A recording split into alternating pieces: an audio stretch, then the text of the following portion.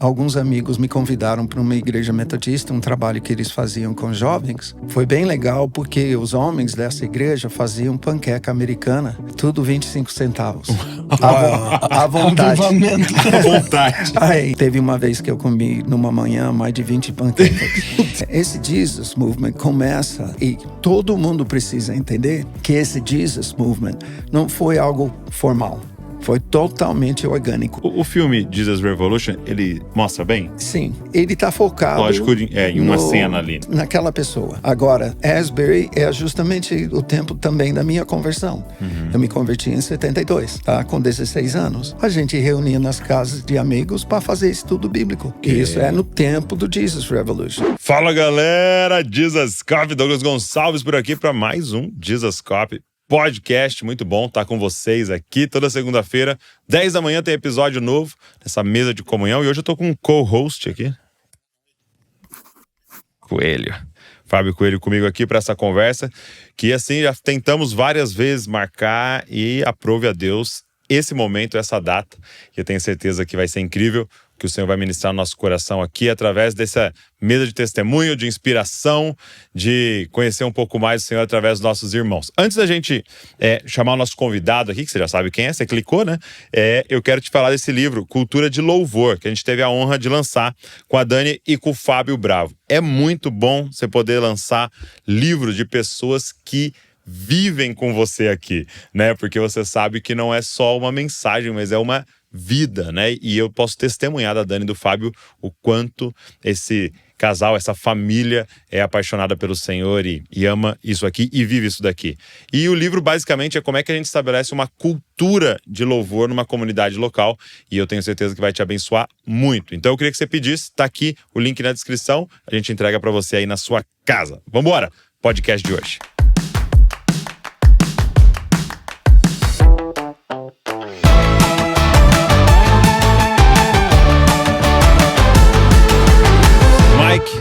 Shea.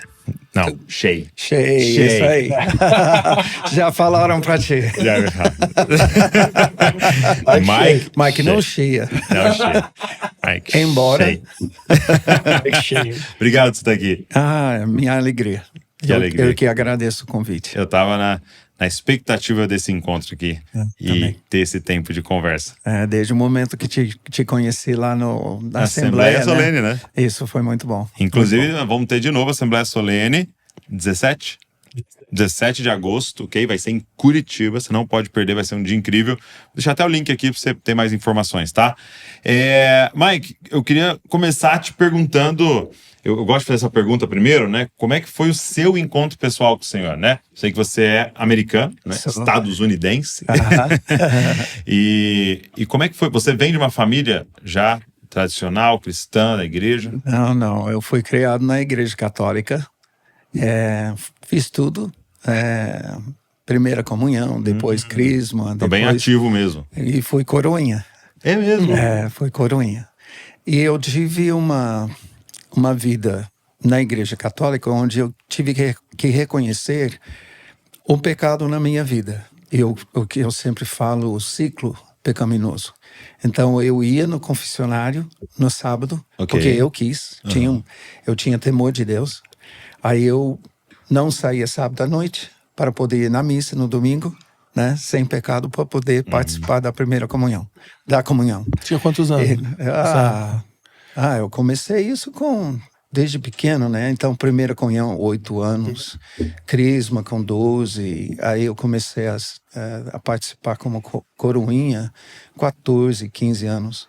Por aí, mantive isso até a minha conversão. E aí, vendo isso e reconhecendo esse ciclo, tá? Porque depois da missa, voltava já no domingo a pecar, né? Mas liberado. Fui liberado até a semana que vem. Então eu vivia isso. Então o confessar no sábado era como ter limpado. É a única coisa que eu sabia. Aí se mantinha ali até o domingo. Porque na igreja católica não falava de novo nascimento. Então era que conhecia, pelo menos, eu diria como se fosse Velho Testamento. Tá? Você vai se limpando e vive nisso, né?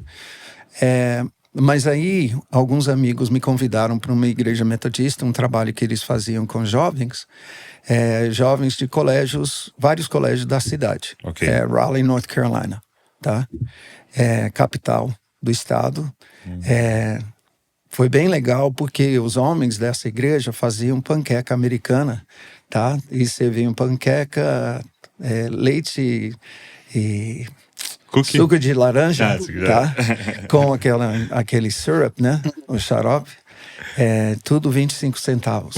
À vontade. À vontade. Aí, isso atraía bastante. E eu me tornei o rei das panquecas. Ali, eu tive uma fama. Magrinho, mas comia. Tá? Comia muito bem. E ganhava de todos. Teve uma vez que eu comi, numa manhã, mais de 20 panquecas. Caraca! E ela é dessa grossura. Dessa grossura, exatamente. Aí, só que o pastor de jovens, que eu até vi agora recentemente, em janeiro, foi muito legal. Reencontrei com ele depois de 40 e poucos anos. E pude falar para ele o que tem acontecido na minha vida. Ele, toda quinta-feira, ele falava alguma coisa, algum devocional sobre Jesus. Esse homem não falou de igreja. Ele falou de Jesus, e Jesus, e Jesus, e Jesus, e Jesus. E à medida que foi passando o tempo, semana após semana, eu acho que eu fiquei ouvindo uns 2, 3 meses, tá? Em novembro, início de novembro, porque o ano letivo começa final de agosto lá, né? Então, início de novembro, eu tinha ouvido bastante e não foi nenhuma decisão apressada. Mas ele fez um apelo, também num apelo emotivo, tá? Se você quiser, e falou até da vida dele. Posso fazer a oração que eu fiz, tal, bem calmo, bem racional. E eu sabia, o Espírito Santo estava operando, e eu queria nascer de novo. Eu queria deixar a vida de pecado, eu queria o Senhor na minha vida. E eu digo, por causa desse homem, eu fiquei fascinado com Jesus. E a partir daquele momento, daquele dia, Jesus foi o mais importante de tudo. Por mais que falasse de outras pessoas da Bíblia e tal, Jesus tinha... sempre fascinado por Jesus. E aí isso até hoje, especialmente naquela época, né, da gente ministrando seminários e tal, Jesus, e Jesus, e Jesus. E eu tive uma experiência de novo nascimento. Eu sabia que a minha vida nunca mais seria a mesma. E entreguei minha vida, porque era uma coisa bem racional e não emotivo. Eu tinha calculado já. Eu estou me entregando, estou pedindo perdão e eu estou entregando a minha vida para servir. Nesse momento eu estava caminhando para ser médico, tá? E o Senhor mudou esse rumo. É mesmo? Né? Depois de 2 anos, tá? E eu tô aqui hoje por causa disso, né? Sim, por causa daquela decisão, né? Daquela decisão, exatamente. Eu sabia que Deus... Eu estava entregando minha vida conscientemente, 16 anos, dizendo, Senhor, o que for, eu quero te servir. E eu acho que isso é uma coisa bem interessante, né? Porque a gente sempre fala assim, você precisa entregar a sua vida para Jesus, que é o nosso Senhor e Salvador. E a gente pensa que tem como dividir essas duas coisas. E não dá, né? Não. Porque ele salva sendo o Senhor. Se eu sou comprado com o sangue do Cordeiro, redimido por ele, como é que eu não posso... Como é que eu posso viver uma vida como se não obedecendo? Ele, Senhor. Exato. E ele tá nos salvando de nós, né? Sim, exato. Porque eu tava governando minha vida pro inferno. Então ele veio me salvar de quem? Exatamente. De mim, né? Então... Prega, tem vai. que ser Senhor, né? É isso mesmo. Né? É isso mesmo. Interessante que Paulo, quando ele fala que ele nos libertou da escravidão de um império, mas ele também diz em 2 Coríntios capítulo 10 que ele nos transportou para a escravidão da obediência de Cristo. Sim, né? sim. Então, na verdade, ele nos transportou de ser servo de um carrasco. Sim. De servo de um imperador. Exato. Para servir um rei, mas não deixa de ser um serviço, né? Sim. Uma submissão plena e aí completa. Até entra a questão de Paulo, ele se vê como escravo, Sim. né? Doulos. né? Então, o que eu vou fazer com a minha vida se não servir agora? Né? Sou comprado. Então, aí já aconteceu assim um despertar vocacional também, de um chamado. Para falar a verdade, eu só sabia que eu estava dizendo, Senhor, Sim. eu sou teu. Eu sou teu. E quando é que você começou a ter mais clareza, assim? Uns 2 anos depois eu fiquei sabendo de uma inclinação. Perdi. Eu amo a biologia até hoje. Eu amo coisas da medicina até hoje. Mas eu sou fascinado por Jesus e pelo ministério. Então, ele foi tirando o desejo de entrar na medicina, né, como carreira, como profissão. E ele estava me separando e eu senti cada vez mais o desejo de servir como ministro. Entendi. E aí teve um momento que ficou muito claro. Nisso eu fiquei sabendo sobre Asbury, né? E aí foi nisso que ele me conduziu. E muita gente ouviu sobre Asbury por causa desse despertamento que houve, algo que aconteceu ali no ano... Retrasado ou passado? Foi ano passado ou retrasado? Não, ano passado. Não, 20... Acho que foi ano passado. 23, né? Foi, 23. Fevereiro de 23. Mas não sei se todo mundo sabe, mas é uma universidade, né? Vamos pequena. Dizer assim, e comum, né? Assim, no sentido de tem os cursos comuns, né? Sim. E também tem um seminário junto, é isso? É uma universidade cristã desde o início. Isso desde 1890 e pouco, tá? E justamente na linha, se vamos falar de uma linha teológica, no sentido de novo nascimento e obra de santificação, que vem do Wesley, né? Então, o fundador, ele resolveu levantar esse college na época, né? Que depois se torna universidade, para preparar profissionais que estão vivendo em santidade. Vivendo essa experiência, uma vida entregue ao Senhor, para servir como sacerdote na sua profissão. No business. E por isso teve todas as matérias das artes liberais, tá? E ciência. Então, isso sempre foi. Quando eu fui estudar, era college ainda, tá? Aí se tornou, alguns anos depois, eu não sei quanto tempo, que é a universidade. E você estudou o que, inicialmente? Eu estudei Bíblia. Já foi direto, Foi então? direto na Bíblia. Interessante, a gente estava falando aqui, interessante que esse derramamento que teve ano passado não foi o primeiro derramamento do Espírito em Asbury, né? Já tinha tido um antes, que foi 70. Um pouco antes de você chegar, né? Sim, em 70 eles tiveram... O que aconteceu lá? Aí a gente precisa colocar isso no meio do Jesus Movement. Bom, agora a gente tá... Agora interessou, né? Agora só vai ficando melhor. Por quê? Esse Jesus Movement começa, e todo mundo precisa entender que esse Jesus Movement não foi algo formal. Foi totalmente orgânico. Ok. Não tinha formalidade nenhuma. O filme Jesus Revolution, ele mostra bem? Sim. Ele está focado... Lógico, em uma cena ali, né? E naquela pessoa. Agora, a parte de Asbury, que acontece simultaneamente, tem um grupo que é a Califórnia, aí os hippies e tudo isso, pegando toda essa galera que precisa... Mas você tem os que não são hippies, tá? Que é a juventude, que Asbury é justamente o tempo também da minha conversão. Eu me converti em 72, tá? Com 16 anos.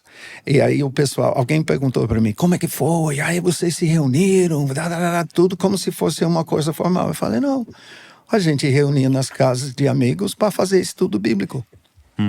Compartilhava o nosso testemunho, tinha gente que queria conhecer Jesus, a gente conduzia para receber Jesus, aí tinha algum tempo depois, você é batizado com o Espírito Santo, e aí vai, mãos em cima da cabeça, orando pelo batismo com o Espírito Santo, era uma coisa bem orgânica, e eu conheci isso antes de ir para Asbury.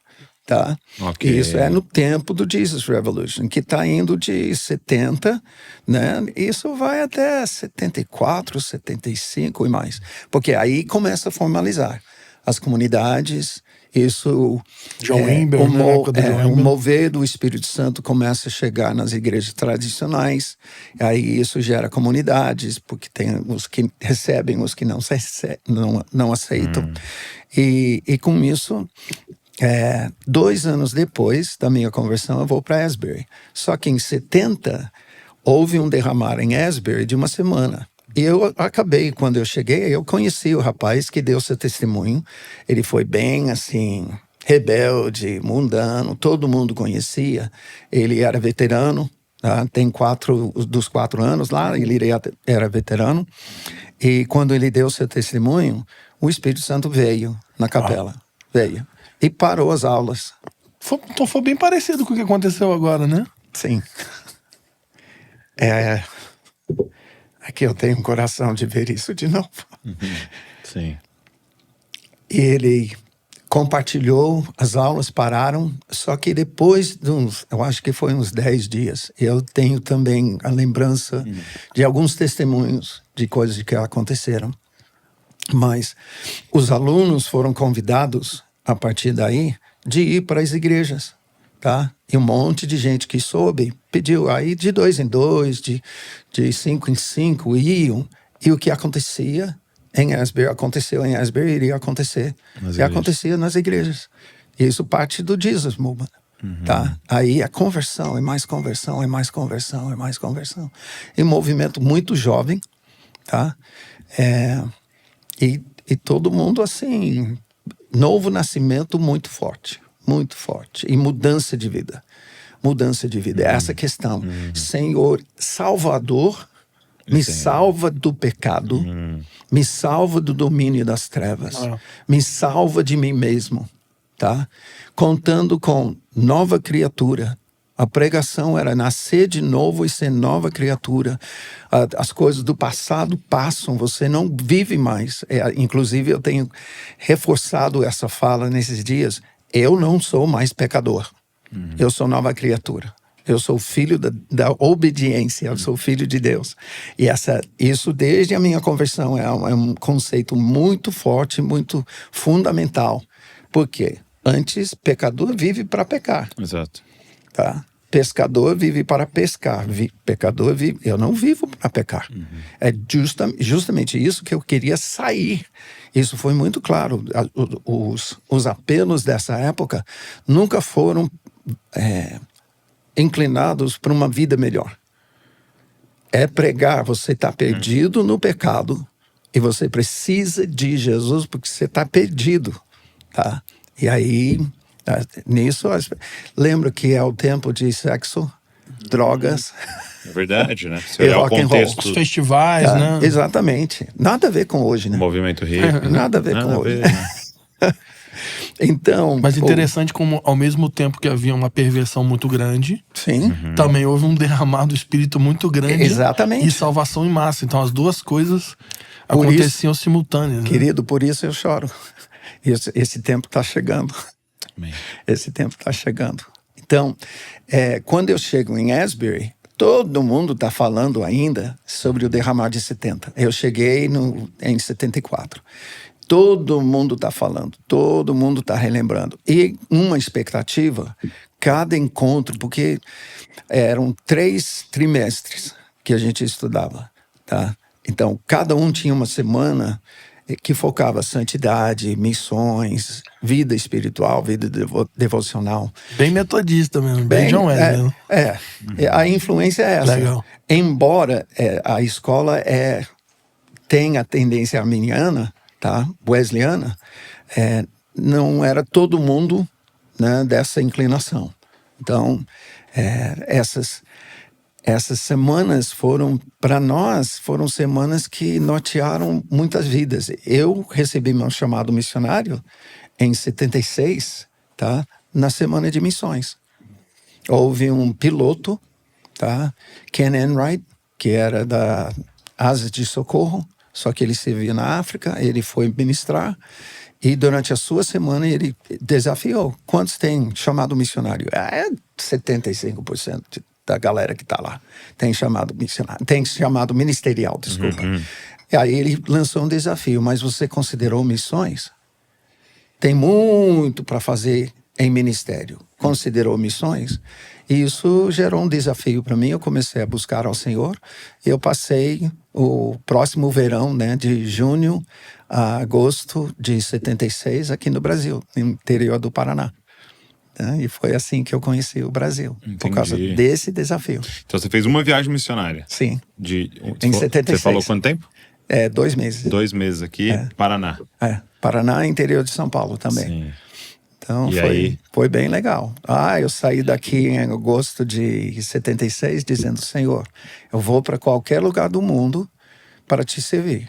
Isso eu já tinha resolvido. Tanto é que eu vim para cá, né? Agora, se o Senhor me trouxer de volta para o Brasil, eu vou ficar muito, muito feliz. E aí, 7 anos depois, ao dia, 10 de agosto. No dia? No dia. Eu voltei com a minha esposa, Marlene. Qual ano? 83. 7 anos depois. E aí você já vem para ficar. Sim. E qual foi a conexão? O que inicialmente você veio com o que em mente, com o que no coração de fazer? Ajudar a fazer discípulos. Ponto. Trabalhar na questão de discipulado. Né? Nos primeiros anos, a gente fez adaptação língua e cultura. Eu trabalhei num acampamento chamado Acampamento Shalom, perto de Londrina, pertencendo a uma agência missionária chamada OMS, Sociedade Missionária Oriental, e tem em Londrina um seminário chamado ISBEL. Tá? E ao passar do tempo, os primeiros anos, 2 anos foi no acampamento, né, na administração. Na verdade, os primeiros 2 anos quase não ministrei. Eu ministrei pessoalmente, né? Grupos pequenos, mas nada assim formal. Estava aqui para aprender a língua, aprender a cultura. Tá?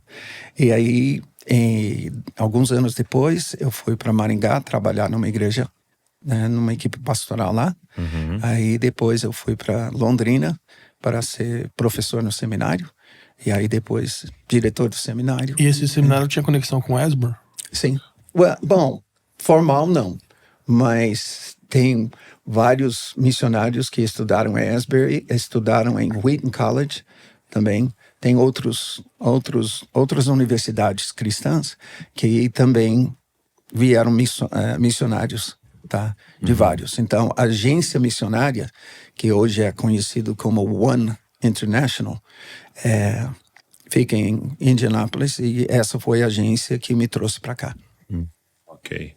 E aí, quando que começa esse despertar que aconteceu no Brasil?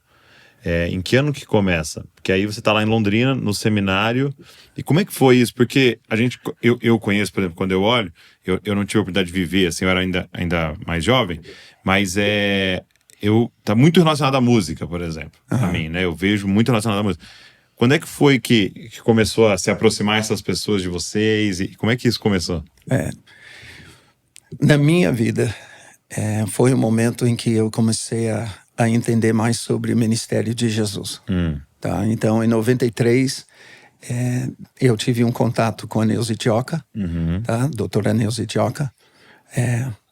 E isso me fez abrir os olhos, porque ela também vem de uma tradição mais bem tradicional. Sim. Metodista, E um contexto muito missional também. Sim, né? sim. Tá? Tanto é que a gente tinha contato quando eu estava no seminário. Ela estava no CEPAL e eu estava no seminário. E com isso, aí como norte-americano, eu não tinha nenhuma experiência com libertação. Ok. Tá? Então, lá não tem esse espiritismo. Alguém que está envolvido assim é direto no satanismo. Tá? Naquela época. Tá? A gente tem que lembrar, isso é 83, né? Sim. Então, nós estamos falando de 40 anos atrás. E quando eu estava no seminário, isso é 92, 93, a gente resolveu fazer um estudo, né, para ver se o nosso currículo estava atendendo e formando pastores para o cenário brasileiro. Ok. E aí os 2 com quem eu estava fazendo esse estudo vinham de famílias espíritas. Tanto é que um chamava André Luiz, que é um nome em relação ao espiritismo kardecista, tá? É um nome que é passado, tem muitos André Luiz por causa. É um médium. Então, com isso eu pude identificar com eles por que era tão importante a questão de libertação. Ok. Aí eu fiz, como um bom professor, eu fiz uma biblioteca, né? Tudo sobre libertação, cura, dons.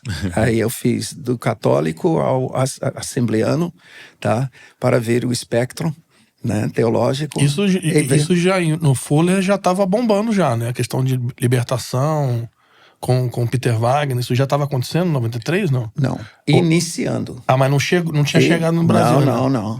Tava começando junto, então. Não, isso aí, tanto né? é que a doutora Neuza estava ministrando ainda com Cepal. Isso, aí era o momento em que estava começando isso, e aí hoje, quando falo sobre isso, todo mundo aceita, né? Então, naquela época era chocante. Sim. Tá? E eu fiz parte desse chocante. Tá? Porque Muita rejeição. uma vez que eu vi essa realidade, eu diria, eu não podia negar. E já que a palavra fala sobre libertação, então eu preciso entender mais. E o grupo que eu fazia parte não se inclinava para isso, tá? Ok, acabei saindo, só que nisso eu já tinha experiência de ministrar libertação. Vamos dizer, manifestava demônio em pessoas que não se esperava que manifestassem. Ou seja, pessoas da igreja já. Sim. Em vários níveis. Eu vou deixar nisso aí. Ok. Porque ninguém... Até eu fico pensando em Israel. Em Israel, nos dias de Jesus, eles não estavam esperando manifestação demoníaca. Não. E hoje em dia, e pode preparar, tá? Porque nós vamos começar a ver muita manifestação demoníaca de novo. Eu tenho por certo isso aí. Isso vai ser para gerar temor, né? E isso vai ser bom. Como eu já vi no passado o Senhor fazer isso. Quando ele pega e ele ensina para a igreja, todo envolvimento no espiritismo não é uma possibilidade que você fique endemoniado. Você fica. A questão é qual é o grau. Né? Então, a gente vi isso com a Neuza e aí a gente começou a ministrar. Só que nisso, o pessoal estranhava, aí saímos desse grupo e nesse momento, Deus me colocou, eu digo, numa caverna. Foi de 94 a 97 e eu tive que rever, né? Morando aqui, Deus falou, fica aqui, testemunhos incríveis de provisão, de habitação, de condução, de tanta coisa que Deus fez. Mas ele deixou muito claro, fica aqui, porque eu tenho algo para você que a missão foi usado para te trazer. E nisso eu voltei a ver, durante esses 3 anos, eu queria ver o mundo espiritual na palavra. Que por não conhecer o espiritismo e ter que encarar essa realidade, aí eu comecei mas espera aí, tem um mundo espiritual que eu não conheço. Tudo para mim é natural. Aí eu comecei até a questão místico. Você é místico? Eu venho de uma família irlandesa. Então, os místicos estão aí na história. E São Patrick, meu nome é Michael Patrick, tá? Patrick justamente por causa de São Patrick, que levou o evangelho para a Irlanda e era místico. Okay. Tá? Ou seja, reconhecia a realidade do mundo espiritual, reino de Deus, império das trevas. E aí eu comecei a estudar a palavra para eu ver, no estudo que eu tinha recebido, eu quero ver a parte do reino de Deus, porque se o demônio é real, 2 vezes mais o reino de Deus.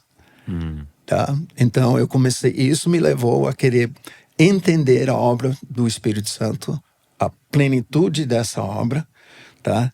Entender questão de novo nascimento, santificação, arrependimento, isso eu já tinha recebido e sempre foi muito forte. Agora, essa parte de ministrar como Jesus, curai os enfermos, ressuscitai os mortos, purificai os leprosos, tal.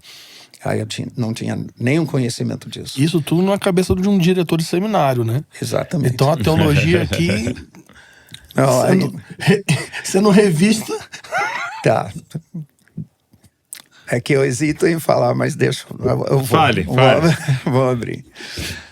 Parte do que Deus estava pedindo e fazendo em mim era justamente tirar a religiosidade. Porque eu percebi que tinha várias barreiras, várias fortalezas, altivez, sofismas, que estavam impedindo de eu conhecer e viver. Conhecer no sentido de vivificar, tá? Palavra vivificada em mim. Experimentar o Senhor em mim e através de mim, por causa de vários conceitos, não via isso. E quando eu comecei a ministrar libertação, isso me despertou. Peraí. É real, né? Real. Não é uma teoria, né? Não é, não. A armadura de Deus foi uma das primeiras coisas. É estranho, mas teve um momento que Deus falou, ou veste ou passa mal. Eu sei que é engraçado, mas é muito real. Quando os demônios estão olhando para nós, hoje eu entendo isso, simplicidade. Eles estão olhando para nós, eles veem a nossa armadura. Eles veem a gente coberto com o sangue do Cordeiro.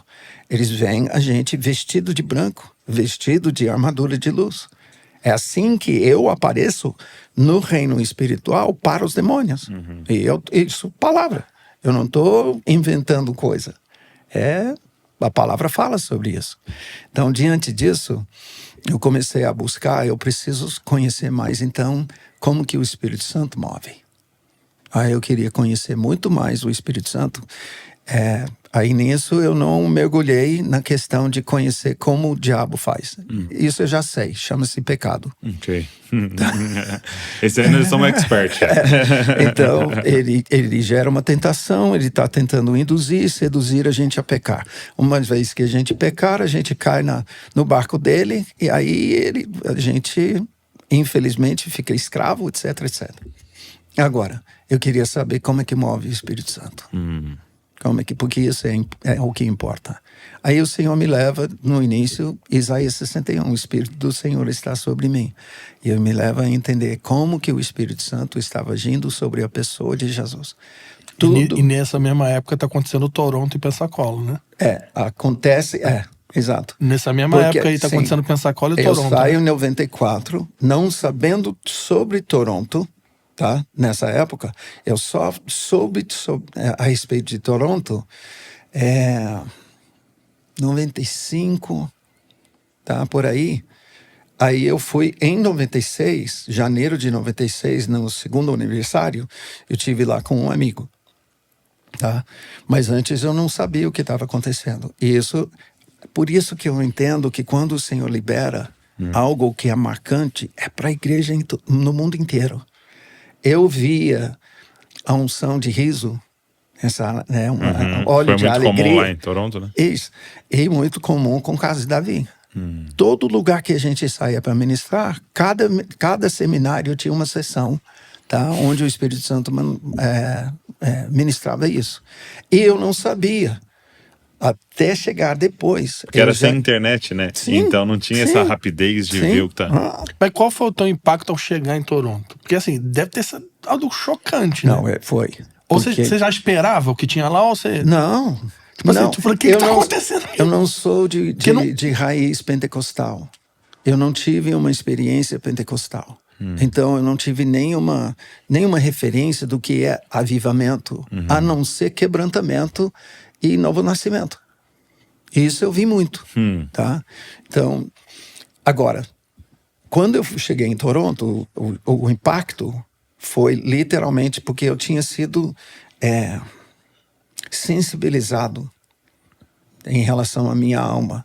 Eu vou dizer, havia uma conexão maior entre espírito e alma.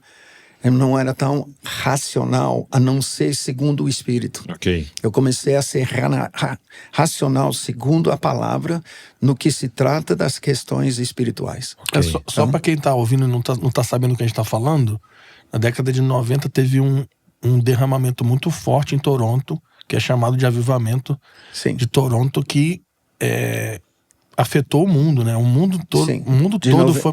De 94 até, eles dizem, no livro deles, eles falam que durou 12 anos, tá? Então, 94 até 2006. Mas até 2000 foi muito forte, né? Não, E aí eu cheguei, era segundo ano. Então tava acontecendo, assim. Exato. Aí eu cheguei na celebração do aniversário do segundo ano, tá? Sentei lá atrás.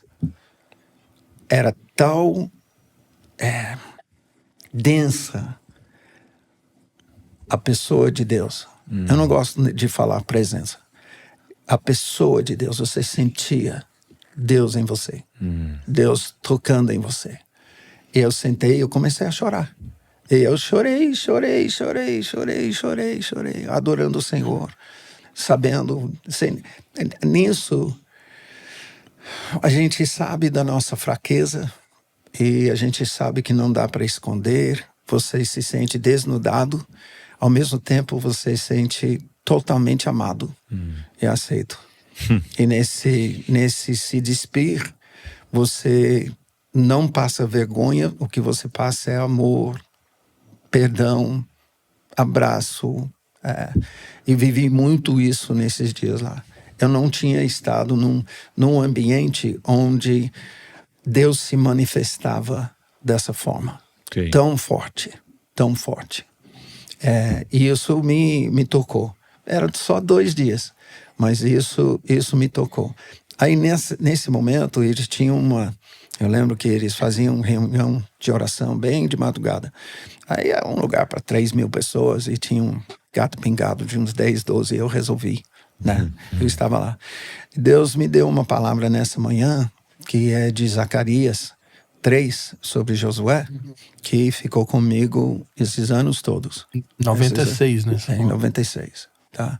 Então, justamente a purificação do sacerdote Josué, né? Quando ele está na sua experiência vendo, né? Ou seja, isso envolve uma experiência sobrenatural, onde Deus fala para ele como ele está salvando ele, trocando suas vestes e deixando ele puro para poder entrar no Santo dos Santos. E todas essas experiências e essa jornada, quando você volta para o Brasil, nessa época, a partir dessa época, o Casa de Davi, vamos dizer assim, começa de maneira mais pública, né? Então, 96, aí nós voltamos para lá em 97. Aí eu estava nesse período que eu falei caverna, tá? Essa caverna durou exatos 3 anos e meio. Relendo tudo. Então, exato. Estudando. E Deus me enviando, tinha convites, então eu saía e praticava aquilo que eu estava vivendo. Isso muito em relação ministério de Jesus. Então você fazia muito trabalho de tradução nessa época também, né? Fazia. Ministros que vinham de fora, você traduzia. Peter Wagner, eu cheguei a traduzir. Emeka Nwamka, Dr. Peter, esqueço o nome dele em inglês, tá? E outras pessoas que vieram de fora, pessoas me Mesmo chamavam. não ministrando, você estava ali nas conferências, você estava em todas, né? A ideia é essa, Fábio.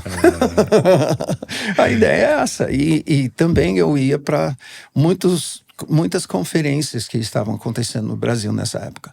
Então, eu mesmo não era conhecido, né? Ninguém me conhecia nesse âmbito mais pentecostal, neopentecostal, nessa época, renascer, né? Aí chegou 97 e o Senhor falou, tá saindo da caverna. Aí nós ficamos em casa 2 anos. Deus falou, faz culto domingo e quinta. Domingo e quinta. Só que casa? Em casa. Só que a gente fazia algo diferente. Ele falou, eu quero que você adore. Durante a adoração eu vou falar com o povo e com você. 99 já. Não, isso 97. Não, mas você falou 2 anos, né? Aí de Isso 97 a 99, né? Sim. Então foram 2 anos dessa rotina, tá? Paulinho ia nessas aí, ó. Exato. Paulinho da Ina. Ele era foi, pequeno, ele era muito amigo do teu filho, né? Exato. Pequenininho, o Paulinho da Ina já Ele e o tava irmão lá. dele estavam... quantos cachorro quente eles não comeram na minha casa? Ó o Paulinho aí, ó. Paulinho. E foi muito legal. Então era adoração. E no meio não, aí, tinha uma A palavra do Senhor. Terminava a adoração, aí a gente consultava. Aí, o que vocês têm recebido do Senhor? No início, ninguém. Falava Tá nada. todo mundo. Só que aí, a partir de uma certa hora, alguém falava uma coisinha. Aí puxava uma fila. Porque todo mundo percebia. Aí Deus montava um mosaico. Tá? Isso se tornou a base dos turnos. Porque nisso o Senhor tinha palavra e ele tinha motivos de intercessão. Então a gente ia aprendendo a ser guiado pelo Espírito Santo para adorar, para interceder e para profetizar. Reunião de sacerdotes. Né? Sim, de sacerdotes, todos sabendo que eram. Sim. Tá? Então, 5 anos, 12 anos, e é justamente isso que a palavra que Deus dá, que nós levamos como casa de Davi, sacerdote de todos os santos. Se você voltar até então, não era uma coisa ensinada, tá? Então, foi uma das bases que Deus deu. Quando ele fala sobre a casa de Davi, ele fala durante esse período de 2 anos, tá? Aí ele fala sobre 24/7, sendo brasileiro de adoração. E por que Casa de Davi? Simplesmente o Senhor falou esse nome. A chave, tá? Agora, muita gente que está ouvindo não vai entender por que eu estou falando. Nas ruas de Londrina, há um desenho literal de uma chave. Ah, é? É. Então os arquitetos fizeram de forma proposital o formato de uma chave. Exato. Com certeza tem a ver com maçonaria. Certamente. Até porque a maçonaria fica dentro da chave e porque o cemitério, que chama São Pedro, tá, tem o desenho do esquadro de compasso nas ruas. Tá? Então, com certeza, tem a ver com a maçonaria. Só que a chave na palavra, a chave de Davi, a chave da casa de Davi. Tá? Quando Deus fala comigo sobre isso, ele está mostrando. Eu entendo que o que destaca o reinado de Davi é justamente 24/7. Tá? Então, Deus foi falando sobre isso, sobre o tabernáculo caído, que tinha chegado a hora, no meio dos gentios, a mobilizar 24/7. Tá? E isso não sabendo, nessa época, do que está acontecendo em Kansas City, em qualquer outro lugar do mundo, mas mais tarde, por ter contato com muitas pessoas, eu percebi que nos anos 90, Deus falou sobre o tabernáculo caído de Davi com muita gente no mundo. Incrível, né? Não é e é por isso que eu sei que é algo movido pelo Espírito Santo. E nesse momento Deus está apurando isso. Não tinha ninguém copiando ninguém, né? Nem se conhecia. No né? início, nem se conhecia. Nem se conhecia. Naquela época era a época das fitas VHS, Isso. né? Exatamente. Demorava um tempo a chegar, né? Sim. Em falar nisso, agora eu entro nessa história aí. Agora chegou na minha vez. Chegou. Aí você nasce aí. Aí eu nasço agora eu chego na história. No início de 2000, 2001, Deus começa a derramar soberanamente algo no Brasil. Com relação ao Espírito Santo, com relação à revelação e paixão por Jesus, que se traduziu em canções, música e conferências e tal. E teve um evento que foi marcante. Lembra que o Judson estava com a gente no podcast? Ele falou de um evento na Lagoinha, com o Dandu, que foi marcante. Mas teve um outro evento na Lagoinha que foi marcante pra gente, que foi uma conferência de... eu não sei o nome, mas é a Conferência Diante do Trono de Adoração. Sim. Isso aí, ela é 2000 ou 2001? 2001. E aí teve... Páscoa. Páscoa. A Ana fez uma conferência de adoração e chamou o Casa de Davi para ministrar. E aí a Lagoinha lotada, aí aparece esse doido aqui, cabeludo. Eu falei, quem é esse cara? De onde que tirou? E na primeira noite toquei o chofar lá de cima do batistério. Tá? Aí eles pediram. Aí não, vai vendo. Aí o que aconteceu foi que eles começaram a ministrar. Não, eu lembro. Por que eu lembro?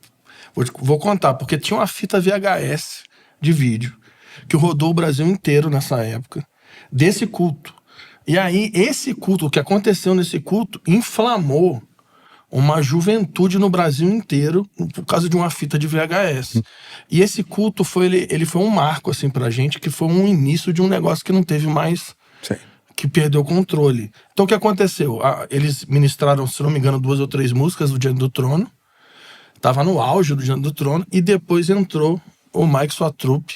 E eles começaram a ministrar. E aí chamou a Ana. Só que aí quando eles começaram a ministrar, caiu um lance, assim, teve um lance do espírito que caiu, e o pessoal do Diante do Trono começou a cair no chão, aí o Márcio Valadão caiu, aí daqui a pouco tem uma imagem da Niva engatinhando, o pessoal caindo, aí o pessoal na galeria, mó doideira, assim, e não tinha uma liturgia, uma música, tipo assim, ficava 1 hora cantando uma música só. E o pessoal só olhando para Jesus, adorando Jesus, e teve um derramar muito grande. A partir desse culto, dessa reunião, que foi um dos marcos dessa época, todo mundo que estava ali já saiu. Se eu não me engano, o Michel estava lá, o Mike Duke estava nessa reunião. Todo mundo saiu inflamado, e todo mundo que teve acesso àquela fita de vídeo também ficou louco. Então, nesse tempo, o que começou a acontecer? Tava o Mike em Londrina, o Dandu que estava vindo para Belo Horizonte, junto com o Gregório, o Judson era novinho, e começou a mover, assim, Keelan. Hã? Keelan. O David Keelan, que ele é da Irlanda, né? Sim. Então, era o Keelan. Mas no Brasil, já arraigado no Brasil. O Keelan, aí tava Diante do Trono, que já tava, né? O Mike, o Judson, que era novo. O Keelan tava onde? Com o Danduque. Ele era tradutor do Danduque na época. E o ministro de adoração. A Nívia já era do Diante do Trono e começou a se mover, que aí não parou mais, assim. E foi muito forte, assim. A gente pode chamar de um derramado espírito de 2000 a talvez a 2007, ali 2008. Foi algo que moveu muita coisa, assim. Para nós, isso foi tudo, e eu lembro de tudo isso, eu quero até deixar uma coisa que para mim é muito importante. A gente sempre ministrava, no início a gente ministrava convidado com 3, 4 outros ministérios. Mas com o tempo a gente ministrou as nossas conferências. Por quê? Porque o que o Senhor deu foi de ministrar primeiro arrependimento.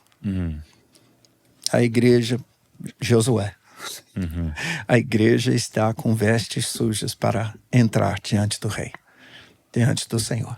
Então a primeira coisa, nós precisamos cair na real e tratar o pecado que nós sabemos que temos cometido e não deixar isso para trás. Então, antes dessa sessão que ficou louco, o que aconteceu foi à tarde um mover de Deus em relação ao arrependimento. Então tinha tido algo antes. Muito profundo. Porque a fita de vídeo que veio pegou Sim. só pegou o resultado. Já era a festa. Por isso eu tô falando. Muito bom. E durante para mim foi de 2000 a 2012, 13 que eu via isso. Quanto mais as pessoas abraçavam a questão de arrependimento, mais Deus movia. Eu vi isso conferência após conferência após conferência. Não que não houvesse em outros lugares com outras pessoas, mas o que eu vi foi: vai se arrependendo que você vai ver como Deus vai agir, tá? Aí gerou essa expectativa e nisso, quantas vezes nós não vimos libertações, curas espontâneas, pessoas se reconciliando espontaneamente, pessoas saindo no meio de uma pregação, se entregando para o Senhor, não esperando nenhum apelo. Eu te perguntar, o Fábio contou uma experiência para ele, ficou marcante. Qual foram algumas experiências para você foi marcante nesse período? Eu sempre lembro, Deus me deu uma música em Ribeirão Preto, na igreja do pastor Danilo, tá? Ele é pastor ainda, é apóstolo, faz tempo que eu não falo com ele, mas eu tenho uma boa lembrança de lá, porque a gente tinha ministrado Digno, tá? Davi tinha ministrado Digno e foi sempre igual outras canções, vai meia hora, 40 minutos, porque o Espírito estava sobre todo mundo. Não era... As pessoas precisam entender, não era uma coisa natural. Não eu estou cantando. A gente parecia que o Espírito Santo tomava a gente para ministrar ao Senhor. Não era? Então, você testemunha isso Sim, aí? sim. Tá. Porque, terminou essa canção, eu estava tão, assim, abatido fisicamente, que eu estava sentado, tá? Aí eu ouvi uma frase: minha amada noiva, como eu anseio, anseio por ti, anseio por ti. E foi muito claro. Cantando, e o Espírito Santo falou: canta. Ah, eu não. Davi não sabe a música, eu vou cantar sozinho. Ele falou: canta, canta, canta. Aí no cantar dessa canção, tá? Minha amada noiva, como eu anseio, anseio por ti, anseio por ti. Quando eu repeti, eu ouvi: eu quero te tomar nos braços, te olhar nos olhos, quero subir nos altos montes para declarar. Aí eu repeti e ouvi: que eu te amo, eu te amo, eu te amo, eu te amo. Repeti e ouvi: o meu amor é melhor do que champanhe, o meu amor dos vinhos é o melhor, o meu amor é óleo de alegria, venha beber do meu amor. E aí ficou Jesus cantando para a noiva. Eu recebi em cima do palco. Só que nisso, inteiro, tá? Inteirinho. Só que nisso, começando à esquerda, o Espírito Santo começou a ministrar óleo de alegria para o pessoal ali. Aí quando eu termino de cantar, tá a galera na unção de riso.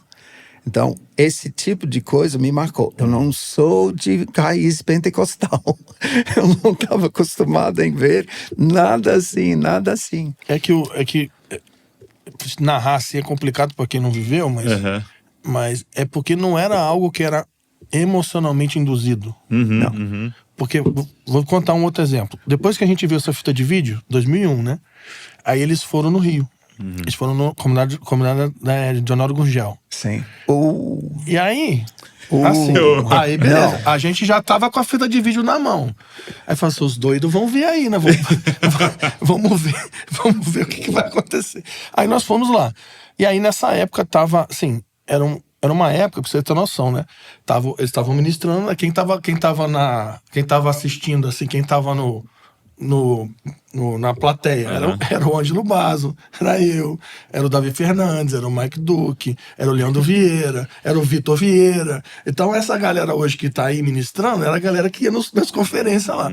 Aí eu lembro desse dia porque na época a gente era muito apegado à música e a banda era violenta, o pessoal tocava pra caramba. Sim. O Lúcio, o Serginho, então o negócio, o pau quebrava, o Gino. E aí a gente foi pra assim: não, vamos ver uma música de qualidade, tem unção. Aí a gente chega na primeira reunião, esse aqui me pega o microfone, negócio lotado. Ele fala assim: então, não vai começar com música, não. Eu falei: pô, mano, parada doida, mano. Vim pra música. Aí ele pregou 40 minutos sobre arrependimento, antes de ter a música, na primeira sessão. Entendi. E a banda lá esperando, e ele pregou 40 minutos sobre arrependimento, sobre João Batista, tudo, e fez um apelo para arrependimento. Quando ele fez, o Espírito derramou no lugar. E as pessoas começaram a chorar e se arrepender. E entrou num lance tão forte que o que eu vou falar agora é pavoroso, mas tinha gente caída dentro do banheiro, cara.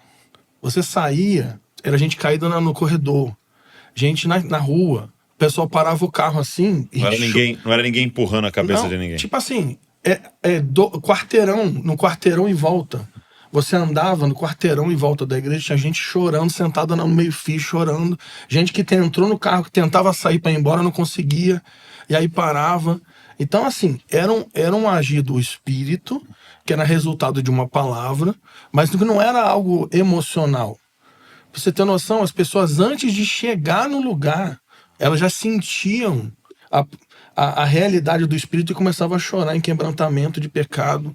Então era algo muito, muito poderoso. Que aconteceu com o caso de Davi no Rio, mas que estava acontecendo no Brasil. Sim. Então você ia com o Danduque, que a gente teve lá em Forto Mais, era igual.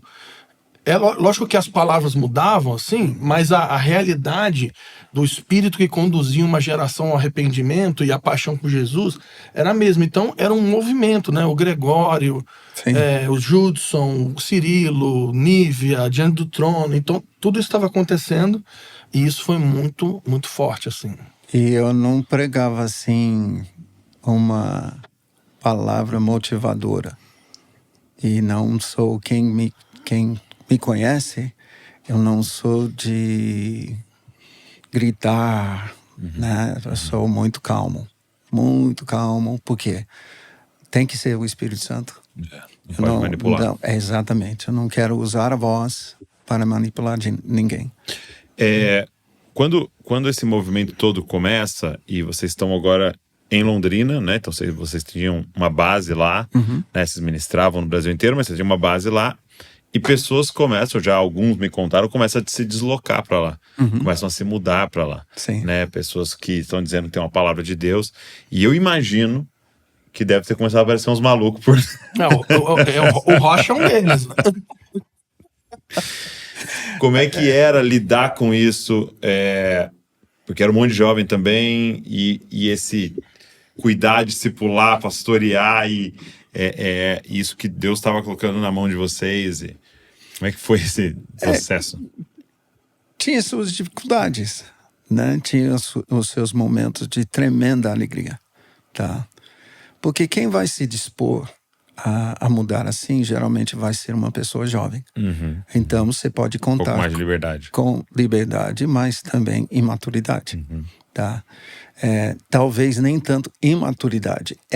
Da juventude certas coisas que... Inexperiência e tal. Só que a gente estava... Para mim, o que me marcou, a gente andava...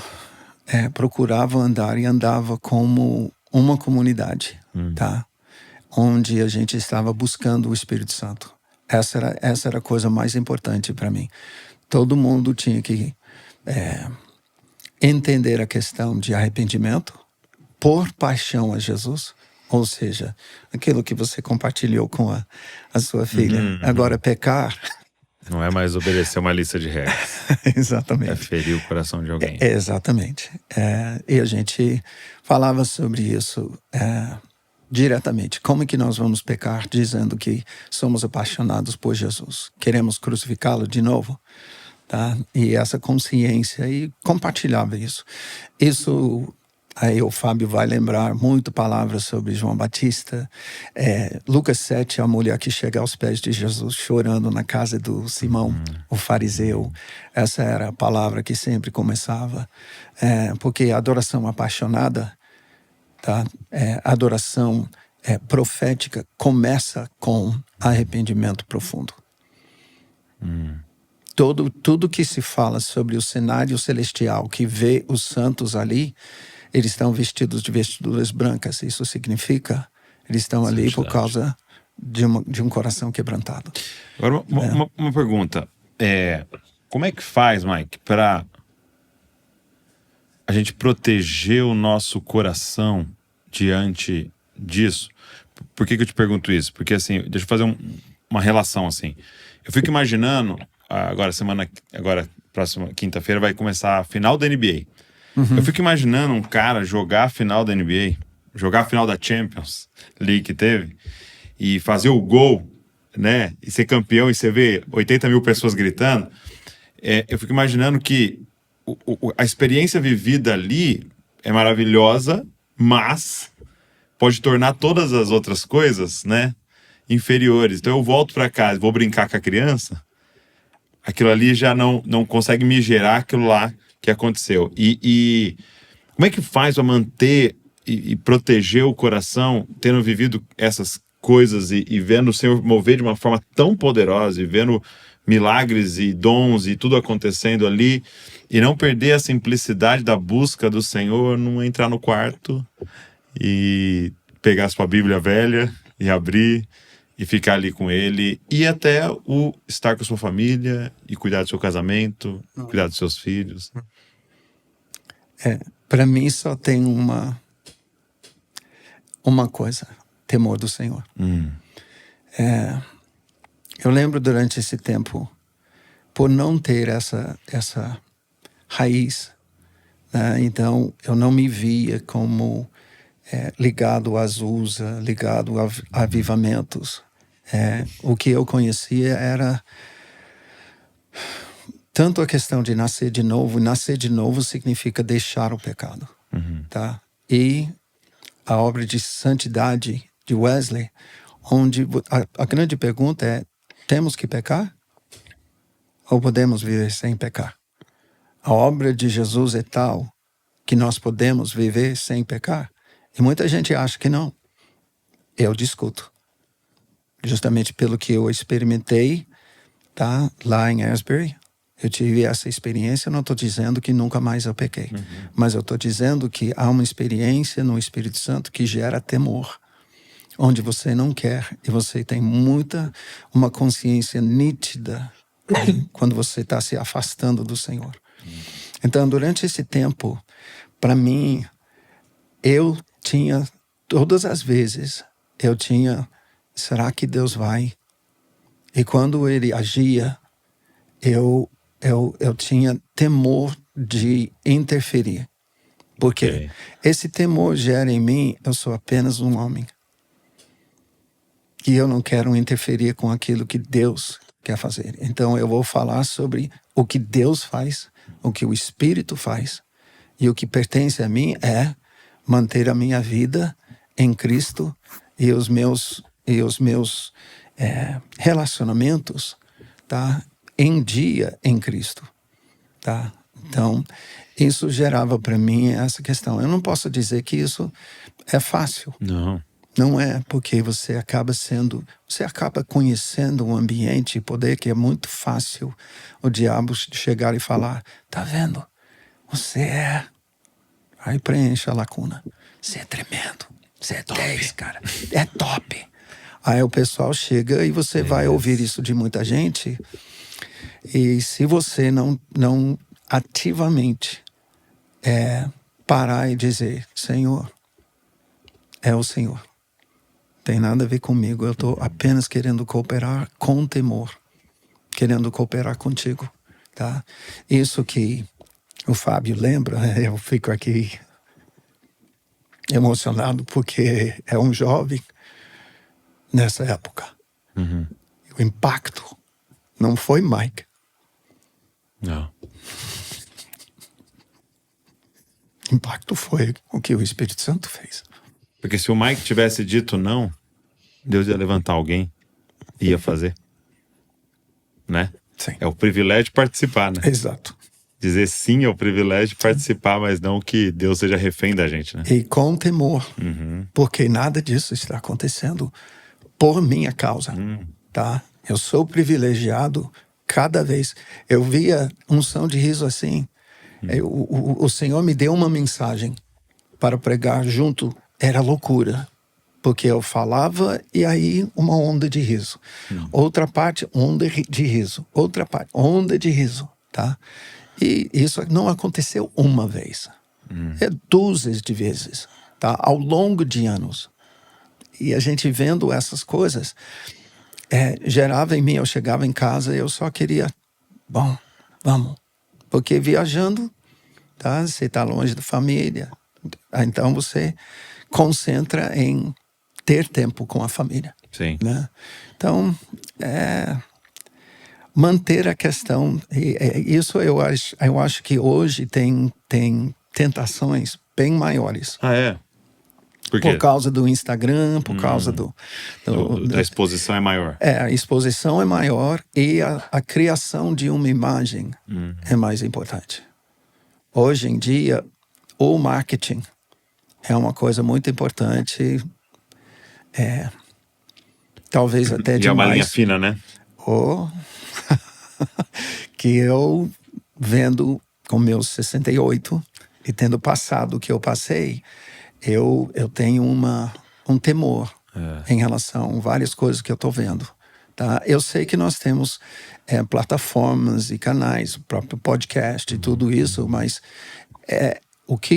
como é que você lida com isso é a questão. Tá? Como é que se lida? De repente você é a resposta? Não sou a resposta. Eu posso falar o que Deus está fazendo em mim. Sabe algo que o Senhor tem me confrontado bastante, assim? É uma frase mais ou menos assim: eu não te chamei para impressionar, mas para inspirar. Sim. Então, se a pessoa olha pra gente e a gente tá fazendo de uma forma que gere nela um sentimento, poxa, essa pessoa é especial, hein? Eu nunca vou conseguir fazer isso. A gente tá errando na medida. Se ela olha pra gente e fala, poxa, que legal que ele tá fazendo, e me inspira a buscar mais, eu também quero. E aí a gente tá falando de um jeito que faz sentido, entendeu? Então, eu não te chamei pra impressionar. E às vezes a gente faz coisas e a intenção do nosso coração é impressionar. Então, o objetivo não é receber aplauso. O objetivo é gerar um incômodo para as pessoas irem além, né? Sim. Então, eu acho que a gente precisa fazer com uma simplicidade que as pessoas olhem e falam, uau, eu quero fazer isso. Eu quero fazer isso. E nessa última temporada da igreja, algo vindo dos americanos, algo vindo da Austrália, começou a ensinar a igreja sobre excelência. E isso é muito legal, num certo aspecto, né? De fazer mais bem feito e tal, se organizar. Mas começou a gerar uma igreja estéril. Porque o jovem está sentado lá e ele olha para aquela estrutura tão bem feita e ele pensa, cara, é só um super CEO para conseguir fazer isso aqui. Eu nunca vou fazer isso aqui. Né? E ele crava dentro do coração dele, eu nunca vou plantar uma igreja. Né? E o Senhor tem nos confrontado muito nisso, de levar a igreja para esse lugar da simplicidade, por exemplo, a igreja nas casas, que alguém olhe e fale, cara, eu aceito o desafio de plantar uma igreja. Isso, eu creio que esse vai ser vamos dizer, o odre do próximo derramar. Amém. Que carrego palavras sobre isso desde 96, antes de começar Casa Davi, o primeiro CD acaba sendo Rio do Leão, que é uma promessa sobre um derramar do Espírito Santo dos últimos dias. Isso que você falou é exatamente melhor colocado do que eu podia colocar, especialmente para essa geração de hoje. E vindo de alguém que está vivendo isso, eu acho mais importante. Até a questão, você acaba inspirando nesse sentido corretamente. E tenho seguido. Eu tenho visto bastante. Não, mas justamente eu vejo como você está confrontando no sentido de, gente, a gente precisa não ficar maravilhado com luzes, com microfones, com hype, com seguidores. A gente tem que ter uma simplicidade, uma essência. Né? E amo isso. É o que a gente estava sempre focando.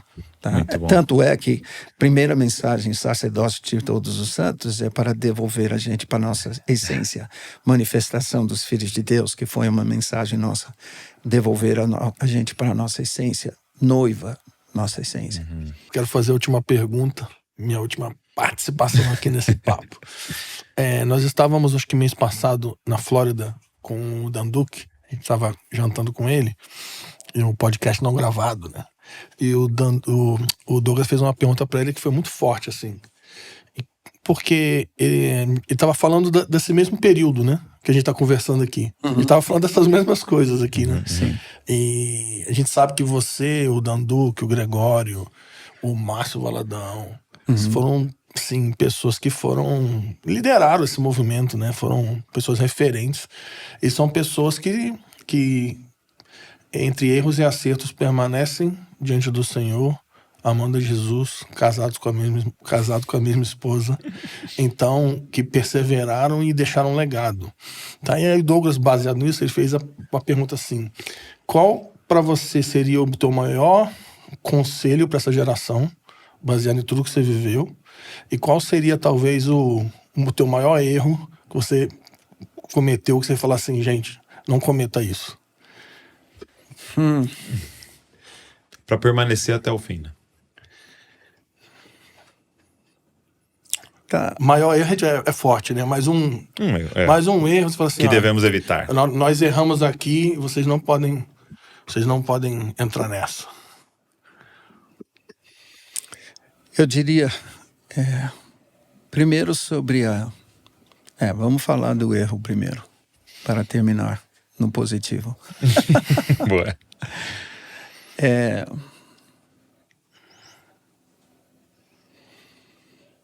É difícil falar isso para mim, porque a gente estava começando algo inédito, entendeu? Eu diria, talvez, justamente por ser muito jovens, pelo menos eu creio que a minha família vai dizer não saber o que fazer mais em relação a conduzir e educar, tá? Mas aí você esbarra com o desejo da pessoa. Porque aquilo que você falou, por ser uma coisa nova, eu devo ter recebido cada maluco. E alguns, sim. Aí você brincou sobre Rodrigo. Eu conheci Rodrigo com 17 anos. Exato. Né? Ele chegou, alguns anos depois, ele chegou a morar junto na minha casa. Né? Então, ao falar sobre isso, a gente não tinha uma história, tá? Onde a gente tem anos e anos e anos, né? Podendo dizer, aqui fizemos tal coisa e acabamos errando. Entendi. Cada coisa que passa na minha cabeça, que erro que foi, mas tinha pessoas que não estavam errando nisso. Entendi. Então, eram sempre pontuais. Sim, porque a gente tinha um tempo maior, com um grupo maior, e é justamente...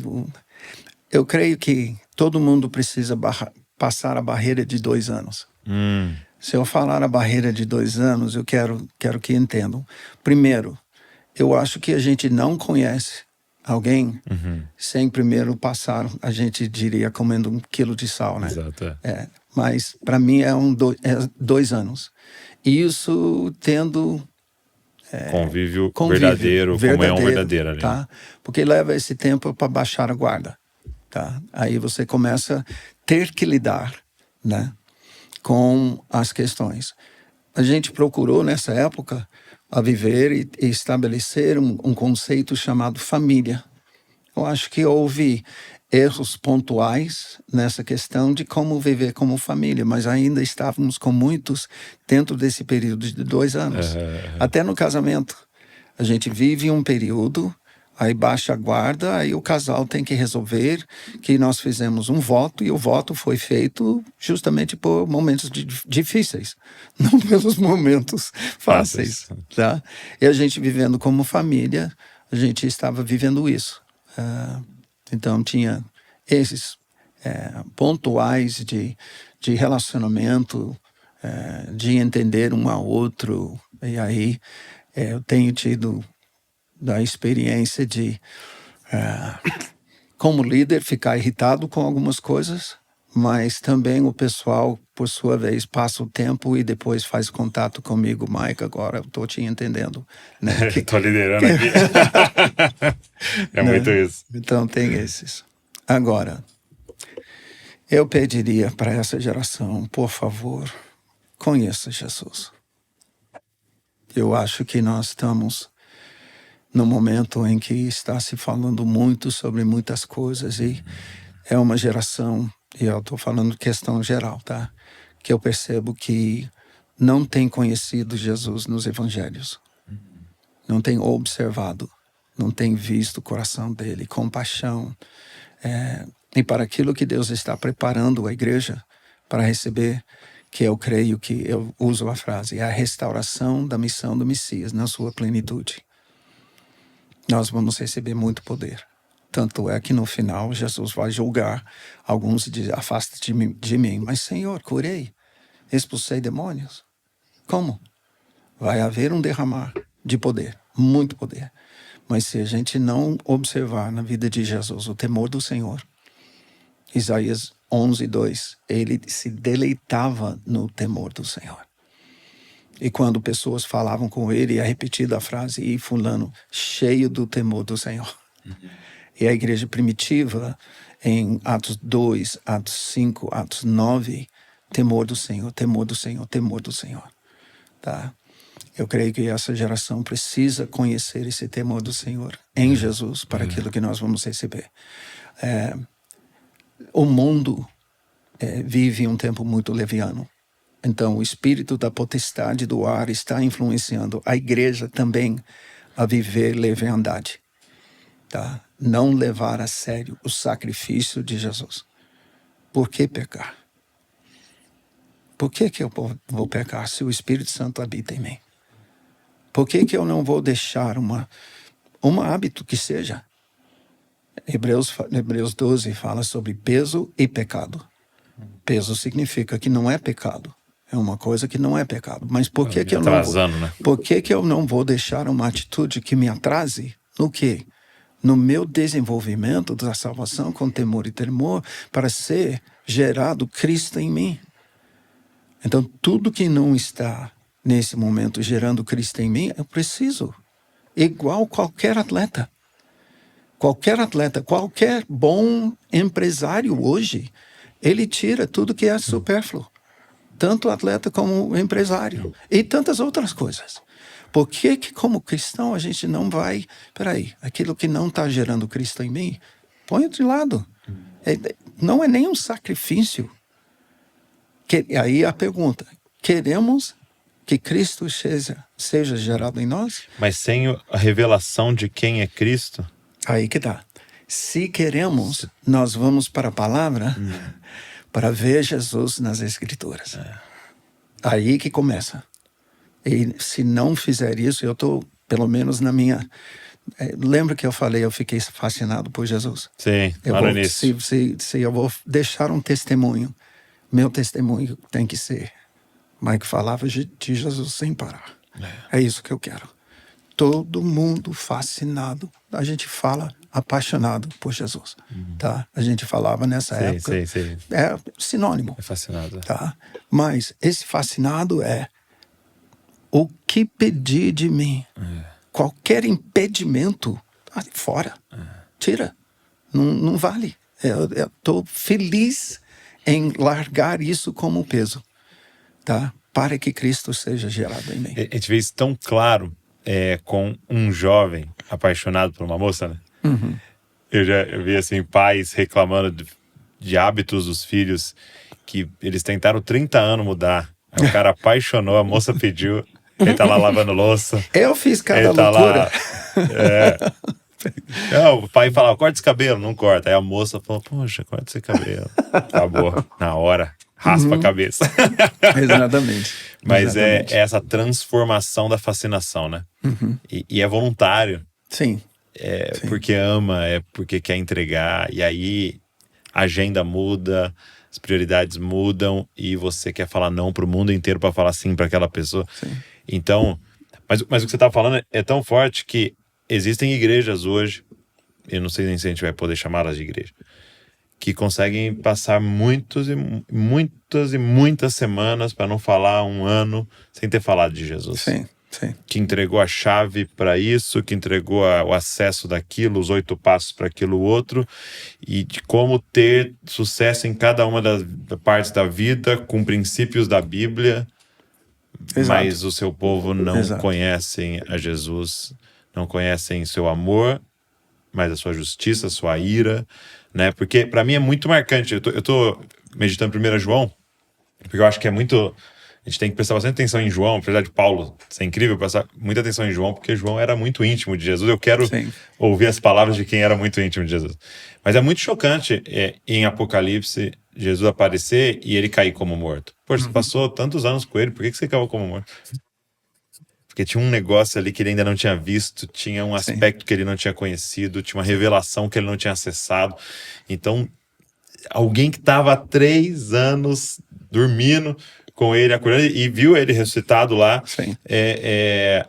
teve um encontro com ele que não foi possível ficar de pé. Então, será que a gente conhece ele, né? Sim. Será que a gente viu? Será que a gente acessou o que dá para acessar agora? Então, a gente tem que voltar a pregar Jesus. Né? Era comum na minha época. Eu lembro, quando eu me converti, primeira coisa que eu fiz foi comprar uma Bíblia. Como católico, eu não tinha. Tinha Missalete, mas eu não tinha uma Bíblia. Não tinha lido. Todos os dias. É 1 hora e pouco, tá? Na palavra, conhecendo. E aí, conhecendo, mais eu ficava apaixonado, fascinado por Jesus. Isso, mais o Espírito Santo gera em nós o desejo de ser semelhante a Ele. Paulo diz, sede os meus imitadores como eu sou de Cristo. De início, ele está dizendo, eu imito, então, imita a mim, tá? Mas, eventualmente, vem imitar a Cristo comigo. Ao meu lado.